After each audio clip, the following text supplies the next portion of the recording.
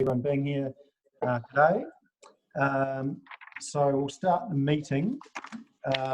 Just call for apologies. I don't know of any. No. Everyone's here. Any declarations of conflicts of interest? No, we're all pretty good. Cool. So we'll get started. So obviously the first report, and we've had some discussion pre this, so I'll just give some introduction, and then myself and Tracy will be available for any questions. So look, firstly, I'd just like to acknowledge the welfare team in point 5. It refers to, council support, and that is effectively our current response role. And I'd like to acknowledge, I think it says over 3,500 phone calls, but that's well in excess of 4,000 now. So the team there have just done an awesome job, and heard back personally, feedback from the community, just how proactive that's been and how well it's gone down within our community. So I really appreciate that work. And this, speaks to effectively the response role or, of the state of emergency, or effectively stage 1. And the paper in front of us is really about stage 2 and stage 3, the recovery and effect and reignition, and the role we play in leading our community post-COVID. And this response panel is about, doing the very best within our means. Varying councils have responded in differing ways, and I believe we will take a leading role in the considerations of all facets of the 4 wellbeings. So it's not just about economic, but it's about the social, cultural and environmental needs of our community. And we know too well that the economic needs are going to be very large, but just talking with some of the food banks this morning, the social needs are really going to escalate over time, and we're already seeing that with the amount of food parcels that are being delivered and the increase. Timing wise, I believe this enables us to consult or be effectively consulting early with our community, and the timing of this panel and some of the information that we get to inform council decisions will be perfect as far as our long-term planning time frame and requirements. Look, to me, this is, I'm pretty impassioned about this. We've got an opportunity to do nothing, or we have an opportunity to take a lead and proactive role in the recovery and reignition of our district. And, at that point, I'm going to put it out open to the floor. So I'll give everyone some time to make comment, but anyone like to lead with a question, or happy to take comments on this one as well. Councillor Gilchrist. Kia ora. First of all, I'd like to say I'm a huge supporter of this. I think it's an absolutely brilliant plan, and I think we really do need to show great leadership, and the sooner we do that, the better. I think it's fabulous. My only comment would be in the preferred options, where we've got representation of the following sectors. My only concern is that there's nobody there representing the environment, which I think would be a bit of a gap. I see all of the other well-beings are covered, but I think someone with a specific interest in the environment who's well regarded in the district would be a real benefit there. Happy to hear others' opinions on that, but I think we've got a great opportunity to look after our environment better than we may have done previously. Yeah, thanks, Councillor Gilchrist, and really valid point. And I think we can, obviously keeping that out within our thinking, and I'm sure there'll be some other commentary around that. So who is next as far as Councillor Parker? Thank you. Thank you, Mayor Bowen. I'm supportive of this establishment of this panel. I think with having a collaborative community leaders together along with ourselves as community leaders will ensure that we respond and recover and research with greater pace, and a collaborative approach, getting our first runs on the board quick, fully supportive. Environmental aspect may come through representative from the TDC, as a lot of the TDC officers got environmental roles as well. Just thought. Thank you. Yeah, very, very valid point. Thank you, Councillor Lyon, and then Councillor. Thank you, Worship. Look, may I commend you and Tracy for what you put together, Nigel, because as you know, we've had, private discussions about the reality of how, where we could and should go. And I do commend you for what you put together. It makes sense to me now, totally, that there is a role, within our community for this to happen. Given the assurances that are set out in the paper, any concerns that I had are certainly gone now. And I just wish that we, move on with that panel, knowing that it will be working for the good of the district, along with the will of the council. And that is understood now, and so I have no trouble whatsoever in now supporting the panel's formation. Thank you. Cool. Thanks, Councillor Lyon. Really appreciate that. I think Councillor Wells, Deputy Mayor, did you have your hand up? No, sorry. Councillor Piddington. Yeah, look, Nigel, we've got some smart people in the community. Oh, sorry. Can you hear me? Yeah. Sorry. We've got some smart people in the community and we'd be dumb not to use them. The collaborative approach for the Timaru district is just a good idea and we just need to get on with it. Cool, thanks, Councillor Piddington. Councillor O'Reilly. Yeah, thanks, Your Worship. I am supportive of it, and I was sort of from the start. Once I could see how it was going to evolve, I see it important. But what I would like to see, as the reporting comes through, say there's a Pacific project that sort of pops up, that maybe we get informed of it, quite soon, so that we can sort of mull it over in our own minds and things like that. That as things evolve, rather than waiting for a monthly report or something, maybe the odd report coming through weekly or whenever you have when as ideas arise. It just gives you a little bit of time, and I've felt with what we've been doing with Zoom and different things with our workshops, I've found getting that information earlier in the week, and it's allowing me to read it, maybe understand it a little bit more, and when you come to the actual workshop, and I know I'm diversing a little bit, but you feel a wee bit more confident and to understand what's going on. So that's really better. But I'm fully supportive of it, and as long as we get reported on a reasonably regular basis. Thank you. Yeah, cool. Thanks, Councillor O'Reilly. Yeah, look, and I think that's a really good point. I think communication moving forward, and also timing and speed of this work, so we can report back to council and inform our decision making. So totally echo your points. Councillor Oliver. Yeah, thank you, Worship. Look, I think it's a good idea. It's a great idea. Fully support it. I think the district will definitely be looking for some positivity and some reassurance going forward. Like Stu said, there are some really good people within the council, within the district, and if we can get them on board to be helping out, that'll be great. I think that showing some really good leadership, Nigel, and fully support it.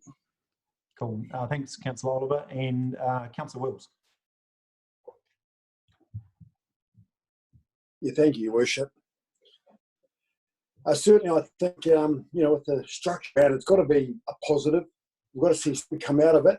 I'd hate to think that we're going to bring key people together within our community that it ends up being just a talk feast. I think it's going to require some really strong leadership, but also some constructive and positive outcomes from it.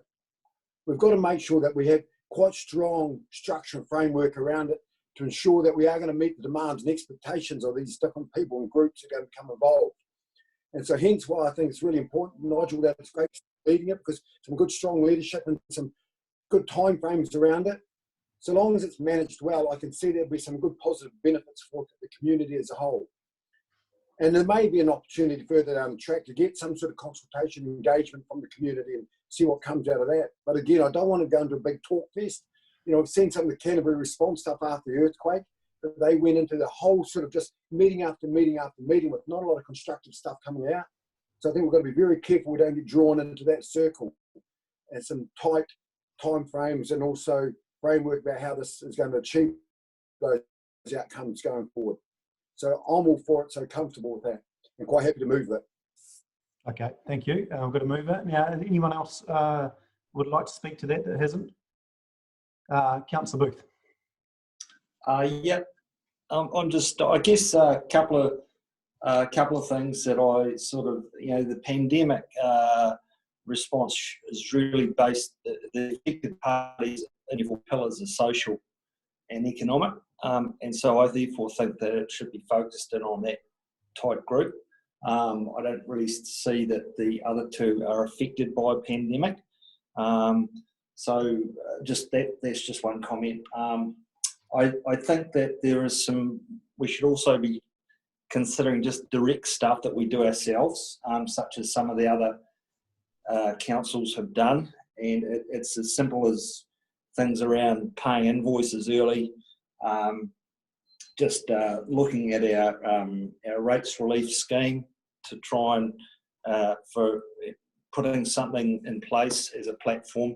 And whether that's what this committee's going to do, I'm unsure, but there's some direct stuff that we as a council should be actually just taking care of ourselves along, and our chief executive needs to be actually implementing and coming up and putting that stuff into action. So that's just one. I'm happy for the idea in general, and I'm definitely in support. Cool. Thanks, Councillor Booth. Tracy Tinney, please. Thank you. Thank you, Worship. Thank you for that opportunity and the chance to have a discussion around this. I think all good points raised. I think that one of the things to really bear in mind here is that it's not council doing all the doing. This is about us leading, and actually those sectors, there's going to be a whole lot of collegial and collective responsibility to actually drive actions in your own areas. So I think that's a real that's a real walk the walk as well as talk the talk, and that won't all sit with council. So I think that that's going to be an ongoing open discussion in terms of are we achieving what we set out to achieve, and in the hopes that actually the strategy gets picked up by others who actually say, yeah, I can see the relevance of this for me.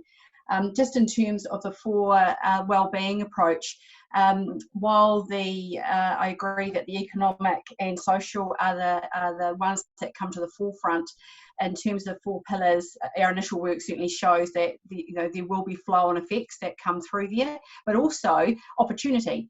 So to support economic and social, there may well be council and other groups who can, with collective thought and collective view, invest in other areas that actually supports economic. So it is quite intertwined, and it again is how it dovetails into our thinking generally in terms of our own planning. So they are interlinked. I think the other point. Oh, I'm getting feedback somehow. That might just be me. I think the other point to make is that internally, you're absolutely right. Councillor Booth, there was already all that work that you'd expect to go underway in terms of how we deal with hardship rates. All that thinking is operational for us and is being led and considered. And equally, that will continue so that as things work out through this panel, we can sit and go, is there relevance for council, and put things back up in front of council that we think might need to be changed or reconsidered. So that work is definitely underway and will continue alongside the work of the Reignition panel. Cool. Thanks, Tracy. Yes, Deputy Mayor Wills, and then I think we'll go to Councillor O'Reilly. Thank you on that. Just a couple of questions, and taps back into a wee bit of Councillor Booth. We talked about the cultural and economic aspect of it. Tracy, you may be able to answer this for me. With the CDEM and the financial support packages that are out from that, from some of the inquiries I've made over the last couple of days, Christchurch and Mackenzie country, they're heavily involved at the moment working with a variety of different people, and there's a huge amount of financial money coming into that. Do they have a special fund that they're tapping into at the moment? Or is it something that's funded directly from the council coffers? I don't believe that's coming through any CDM funding, so I'm not sure where else that would be coming through. So I'd have to ask them directly.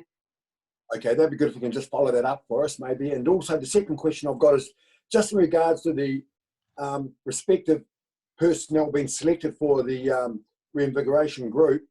Who and how is that process going to be managed, and how are we going to call for the names or tap the appropriate people and all that? We've got an idea how that's going to be generated.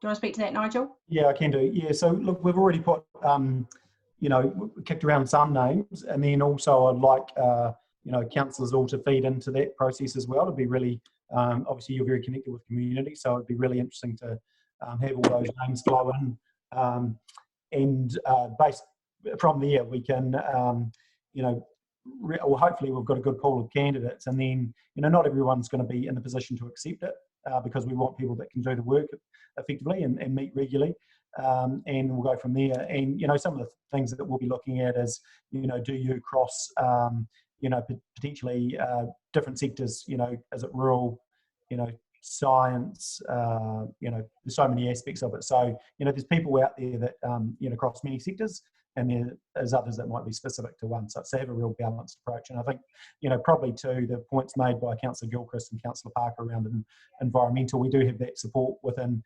councillors as well, but there will also be people that probably have skill sets in other sectors that might, you know, have skill sets or very much interest in those as well. Good as gold. And a time frame initially? Oh, look, we need to get this up and running. I think the key thing that I'm hearing is, is let's move quickly. So, you know, those conversations will be, you know, having this week. Yeah. Councillor O'Reilly.